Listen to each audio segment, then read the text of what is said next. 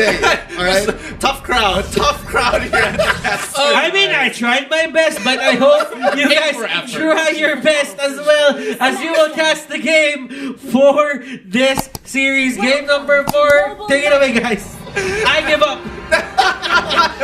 Obviously, Game 4 Brain on Butters. Ladies and gentlemen, let's get it on. One more game until we say it's the final one for this semifinals round. Burmese Ghouls versus RRQ HOSHI. Let's see how they play this out here. Now, RRQ are going to be looking to control this mid game as much as possible with the rest of the BG. Are you still thinking about it? I'm good. A little bit. Honestly, a little bit. It's go time. Butters. Like, we just can't get it off our heads, and for the side of BG, they gotta find a way to get in the hands of RRQ, starting it off by taking down Lemon. A huge pick off here, and that's why, you know, the Boxia can be a very annoying pick because, again, it rotates so fast and you don't exactly have a lot of time to react to it overall. And not to mention, with the added, you know, chain CC coming in from Ruby DD, it just helps it speed it up some more. I like that first blood. I mean, it's good for Ghouls because they're cheesing out. Nice steal by RRQ. This is smart. This is smart. And are they baiting out their second core? Are they baiting out their second core just for the steal? I don't think so. In goes Ruby DD. Oh, they missed out. Lemon out, playing them. Hold up. You're going to pay, says Ace. 2 for 1 so far. They do have the purple, I think, but they lost out on the orange. They trade out Ruby DD. I call it a wash. I mean, not gonna lie, Ruby DD kind of trolled there, especially when Yishin Shin was coming up there. But more importantly, maybe actually took the execute. I thought he was gonna take the rejuvenate, and that's why he just popped him straight away at level 1. Ooh, I like the execute choice. This is a lethal Baksha coming in, making sure that everything he starts, he finishes. Yeah, just like what he did on the Grok in a sort of way, you know, gotta play a little bit more offensively, but I just missed a little bit of a glimpse of that. Yeah. Pretend I didn't see that. Alright, but for now, the turtle is back up, and this has been a high contestation point for a lot of these teams. How is Burmese Ghouls, especially with a lineup like this, very standard overall, going to deal with RRQ as R7 getting a pretty good lead onto D here, but this is going to be the 1v1 of a lifetime. He has to dodge a lot of these abilities when he transforms into that big broadsword. He's got to be a lot more careful. Nice. Cyclone Eye steal here by Kid, and I guess Burmese Ghouls is just of the mind of, you took our orange, let us take most of the things in your jungle that we can take safely right now. Starting up this turtle, nice vision being set in here by Ace. Mountain Shocker, oh, they know that all 4 or 5 are here. Oh, they will be able to get the turtle, though. Psycho's chasing right in for a Kid, but you can definitely see maybe he's dropping really low. The rest of RRQ, they're focusing their attention on towards D. Oh my goodness, look at the damage coming out of Albert as they will be securing 2. But in exchange, of course, a little bit of the back and forth, but still looking pretty hot coming from RRQ. Ooh, maybe here with the concussive blast dealing a little bit more damage, and Ace can't finish the job. Maybe his execute is off of cooldown. Interesting how they didn't get any at that. I mean, again, execute works in a very particular... He's willing to trade. He wanted to go for the double kill, and now Psycho has to sit under the turret to protect the 1,000-pounder out of there. And now, I mean, 2 for 1 trade. Regardless, RRQ very happy with the situation, but now D wants to get the kill. No! Oh man, this is a full-blown Rumble Royale in such a way, and you can definitely see up top, it's going to be Lemon. It's going to be having the Aegis for himself, and Albert has arrived and torn him apart. All memories all washed up. I mean, if they give it enough time, Burmese Ghouls is going to slowly fall off, especially when in the likes of having Brody and Wan in that position. However, I will say that Burmese Ghouls have a lot of utility in their composition. Oh yeah, for sure. Psycho here. Gonna go ahead and retreat. Close one. That's gonna be a takedown by Ace underneath their own turret. I wonder where the trade-off's gonna happen. Yeah, RRQ HOSHI going for that top lane. Both marksmen getting quite a chunk of damage in. The first to take it down. Open artery in mid. Vin from the back lines. Nice jump in by R7. Maybe steals. The Cyclone Eye bumped right in to Vin. That was really dangerous here. You could definitely see Vin. Although he's low, he's trying to pull it back, and it's gonna be it.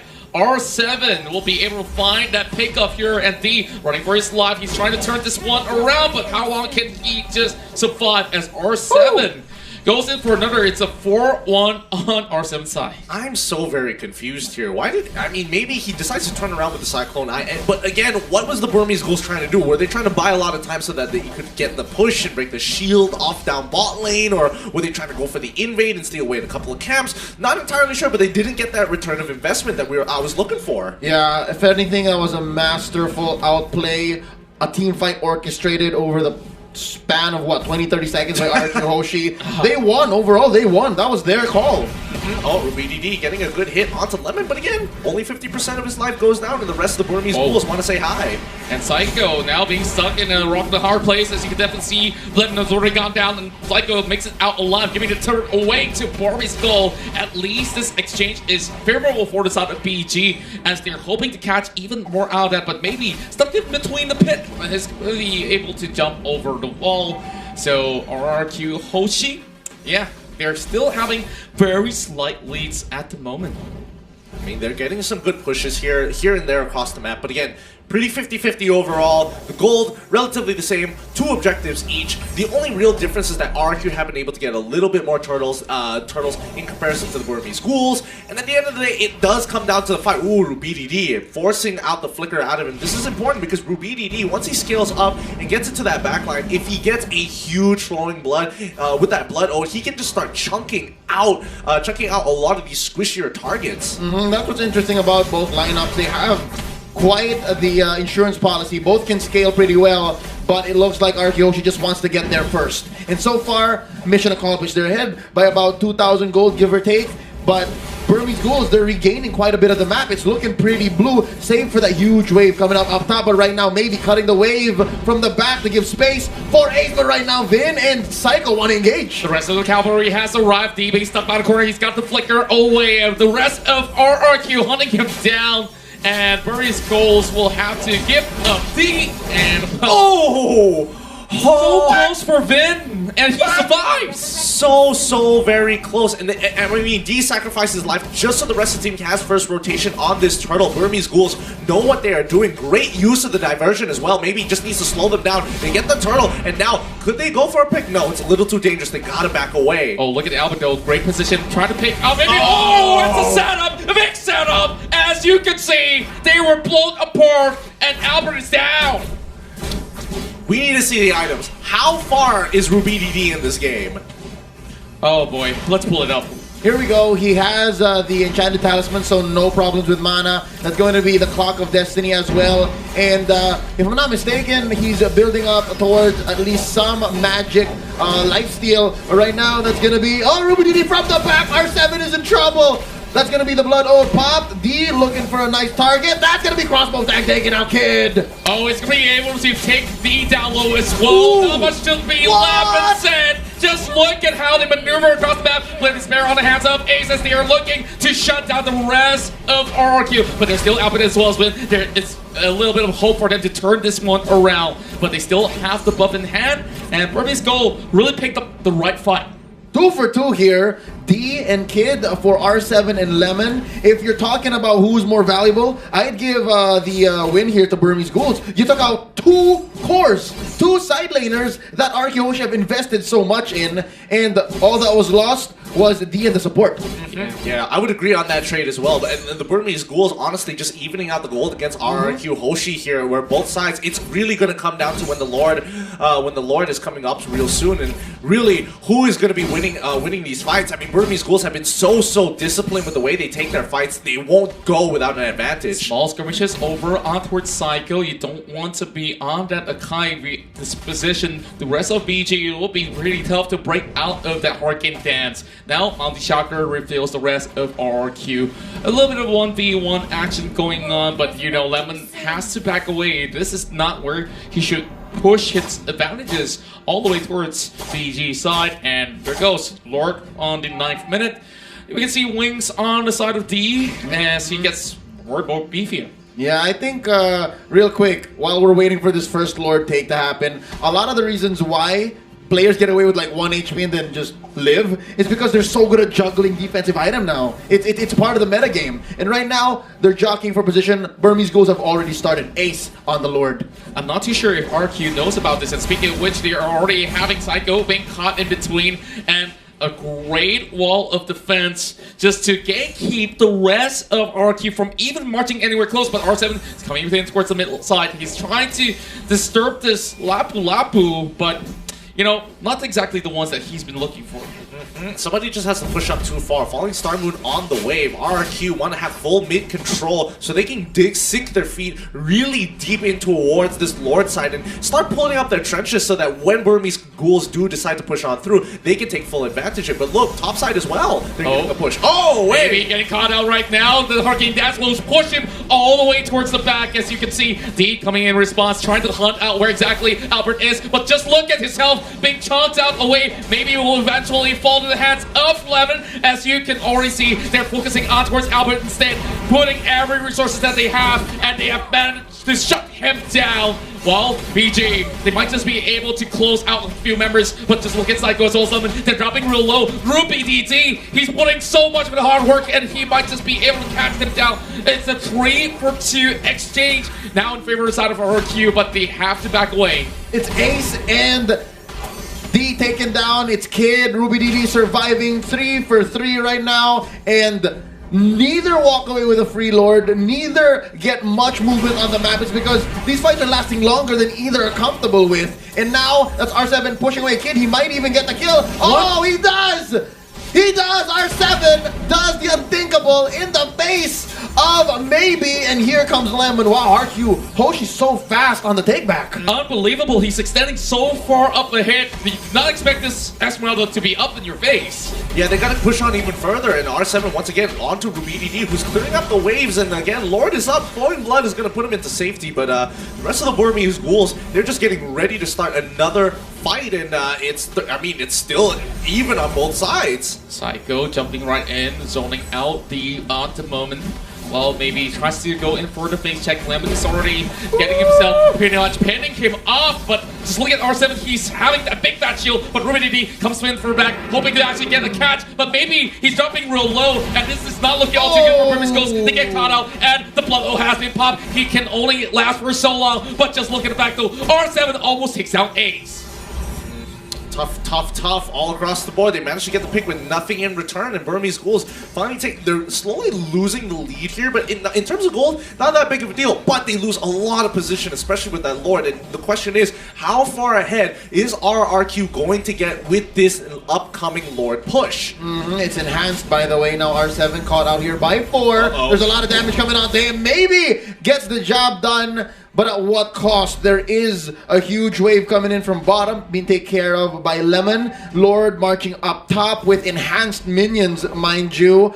I think the Burmese ghouls need to make the most of the gold they've gotten real quick. Let's check the items onto Ace. That's going to be the Bladed Spear. Endless Battle, I think he's looking for Queen's Wings right after. D has that casual Dreadnought armor. Queen's Wings as well, and the Bloodlust Axe. Oh, I think he needs more damage. D needs a lot more damage here. It's not enough. Yeah, we definitely see it's pretty evident, and just look at how they need to expend so many resources just to take down R7 has gone to be a huge factor of RQ's current lead. So they should be able to shred this Lord down to less than 50%, but RQ, they're looking to find a pick up, and now Albert is being chunked down. This is not looking all too good, and Blood O has been used out there. They've been able to catch out the Brody, and things are not looking any all too well for the side of RRQ. Burmese Ghouls calls in for the small victories.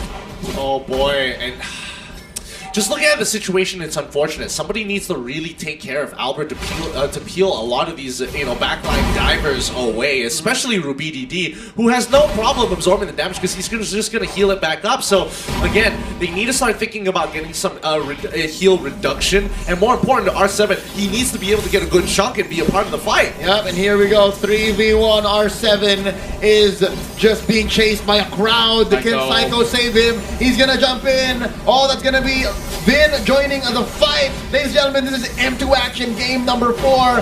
Here we go. Oh, there's 3 fights happening at the same time. Yeah, they are dispersing all across the map. Beautiful dance, and they might just be able to catch out maybe as he just slides off. And this is so tough to actually pick up. It's still lasting on towards this spot, and they finally found a way to remove this Louis. Doesn't feel good, man. You trade Vin for Ace and Kid. That's That's a bargain. That's something you would never miss out on a good day. And you still didn't get R7. You threw 3 people at him. He takes 2 of you out, and you trade the other guy. It's like this. You just got scammed. And the other guy is literally the guy who want to die anyways. Yeah, and speaking of which here, Psycho is also pushing them back as well. Maybe it might just be the free pick, but will they invest a lot on towards him because he is dropping really low, but Albert looking to finish things off toward him. And Poor, once again, lost out with the crossbow time. Thinking of stuff, but Ruby, DD coming in with the blood oath as well. He won't be able to last longer than he should, but R7 a little bit too late to see. This is too even of a fight. Unfortunately, RRQ only get that 3k gold lead, ever so slightly 3k rounded up, but Burmese Ghouls at 42. I mean, a lot of these fights aren't decided by them. Most of the times, every time they have made a play, RRQ take a really defensive stance, and they are really good at defending the aggression coming in for Burmese Ghouls. And RRQ, the only time they get aggressive is when they get a pick on the Burmese Ghouls. And that's why the fight seems so orchestrated by RRQ HOSHI. They're the ones who dictate, and they're the ones who say it's over, or you can keep going. And even if they do lose trades, it's actually alright. So here's what I'm wondering. Why can't Kid use diversion as good as Vin did in game number 3? It's interesting because this is what you should do, right? Like, try to bring 1 or 2 folks into the back line and take out Albert, but instead they're just walking into R7 and Psycho. Yeah, it's of course much more easily executed when you do have a Sylvana. Now they don't really have that, so if you're expanding a lot of all these frontliners all the way up top, it's going to be a catch coming in from RRQ as we will have to hold that compensation. Crossbow tank, as you can definitely see, hit magic to survive that sort of the aggressive pull from the side of RRQ, but they do get this Lord for free. Alright, wait, look on top side here. As you can see, he is getting a really good tier 2 push here, and he should be able to take it with no problem. Oh yeah, but Gideon, are you not taking this as signs of despair, right? Like, there's nothing else they can do on the map. They can't contest Lord. They can't fight RRQ HOSHI front on anymore, so they're just like, okay, we'll take what we can elsewhere and just keep running away. I'm sensing that Burmese Ghouls have chosen to turn the other cheek. They're on the back foot right now. How long will it take before they're back on track to setting the pace? Here we go. Check this out. Wind of Nature onto Ace, as well as an endless battle last time we checked. He's looking better now. D just picked up the ancient... that's the ancient Cuirass, I believe? Yeah, the anti-Cuirass. Anti-Cuirass, there you go. They're both old. They're both old. So, that being said, he's going to be alright against Lemon. He's going to be alright against Albert. But if R7 gets a beat on this Lapu Lapu, it's going to be tough. Honestly, this Lord push is going to be a make it or break it for the Burmese Ghouls. It's either they defend it and then scale back up, or it's just going to be over. Last call for a dive coming in with Psycho already hopping out, trying to look for the perfect Hurricane dance. It's being which you can definitely see D trying to go all the way towards the back line. They are all torn apart, and Burmese Ghouls, they have lost 3 members, and with this might just be the reverse sweep commencing from this point onwards, because RRQ HOSHI is bringing it in towards a Game 5. Oh boy, yeah, I mean, they've learned from their mistakes from M1 itself, and they've become a dominant team to the point where reverse sweeps isn't even in their dictionary. They are able to set the pace, and they won't let the Burmese Ghouls take it away from them, not without a fight.